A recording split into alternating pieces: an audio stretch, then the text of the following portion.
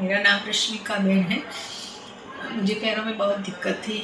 जब मैं Maruti multi specialist में आई तब मुझे डर था कि क्या होगा, कैसे चल सकूँगी। लेकिन जब मैं यहाँ आई तब मैंने डॉक्टर को देखा, उसकी टीम को देखा और यहाँ के स्टाफ को देखा, उसकी सर्विस को देखा, तब मुझे लगा कि नहीं, मैं भी चल सकती हूँ। मेरा ऑपरेशन भी हुआ दोनों पैरों का। फिर मैं अपने आप दूसरे दिन से ही सीढ़ियाँ चढ़ने लगी और चलने भी लगी।